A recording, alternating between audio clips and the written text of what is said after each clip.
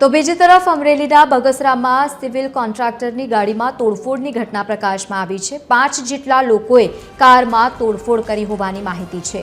પોલીસે ઘટનાને લઈને હવે તપાસ પણ હાથ ધરી છે। પોલીસે ગુનો નોંધી આગળની કાર્યવાહી હાથ ધરી છે।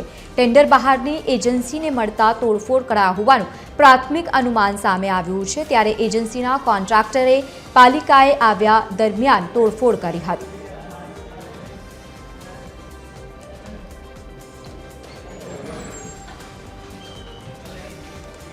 વધુ માહિતી સાથે સંવાદદાતા પરેશ પરમાર જોડાયા છે। પરેશ, જે રીતે સિવિલ કોન્ટ્રાક્ટરની ગાડીમાં તોડફોડની ઘટના બની છે, શું વધુ માહિતી?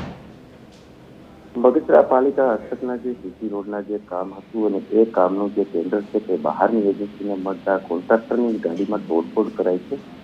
ત્યારે એજન્સીના જે કોન્ટ્રાક્ટર એગ્રીમેન્ટ કરવા પાલિકાએ આવ્યા હતા એ દરમિયાન 5 જેટલા લોકોએ તેમની જે પોતાની ક્રેટા કાર હતી એમાં તોડફોડ કરી।